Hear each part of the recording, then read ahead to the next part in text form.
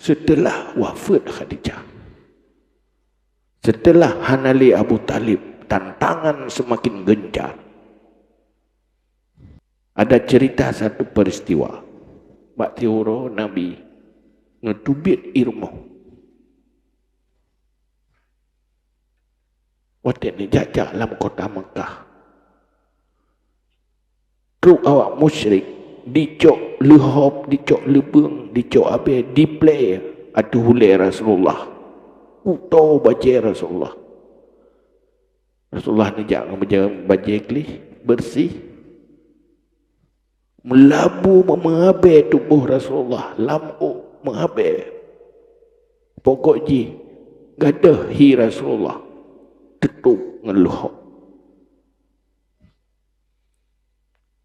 Nebatalkan perjalanan Rasulullah, langsung pulang ke rumah.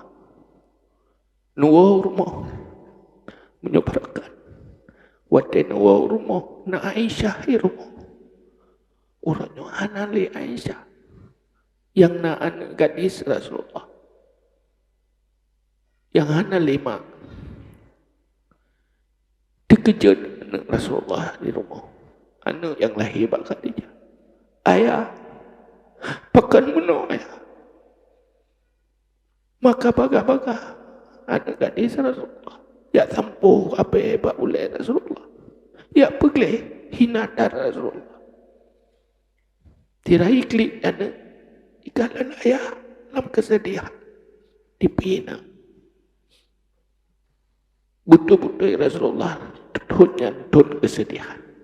Maka istilah dalam tarikh amul husni, tahun gundahnya Rasulullah. Dalam kegundahan Rasulullah waktunya musyawarah ngen anu angkat yang kajak ke sahabat dan dengan para sahabat yang lain yaitu Zaid bin Harithah. Hai sahabat-sahabat lo, nyo sang hasili tadawah di Mekah.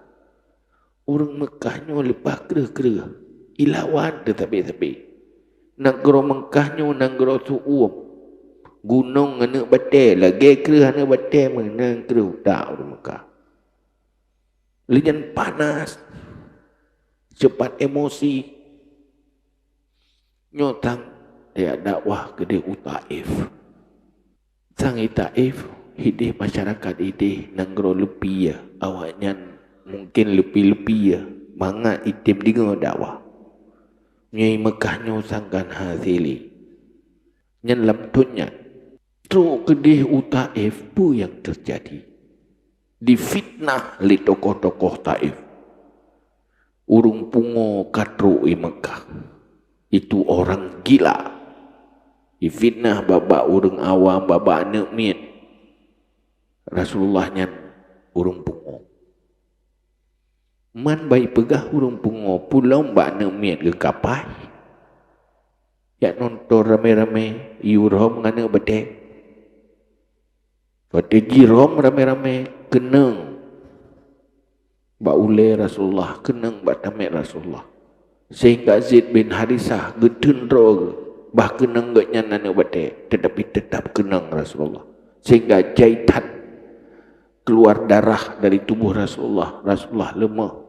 Payah peih bak paga lampuh bak binih jalan. Dudocok kesimpulan di Taif juga tidak bisa ditantang. Kembali lagi ke Mekah. Kalau seakan tidak bisa lagi berjuang, tidak ada yang mau terima. Kehwat dalam tunyan ke saat Rasulullah dalam berat, maka Allah menampakkan kebesaran Allah supaya semangat Rasulullah semakin kuat. Han lemah dengan tantangan nepedih kebesaran Allah, maka baktunyanlah Allah netakdirkan Isra Mi'raj bagi Rasulullah.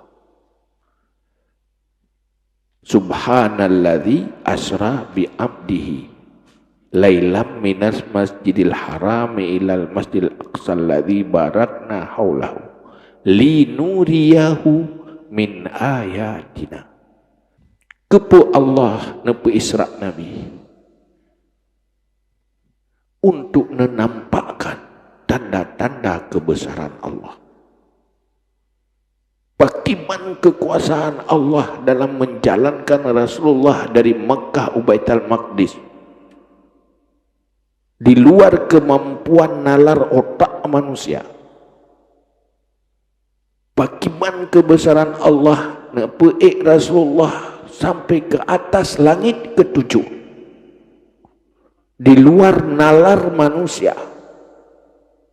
Saat kembali ke tempat tidur masih panas, dalam waktu yang singkat bisa menembus Masjidil Aqsa dan tembus di atas langit yang ketujuh tanpa butuh waktu yang banyak, tetapi selesai bermacam persoalan sehingga terima salat 5 waktu.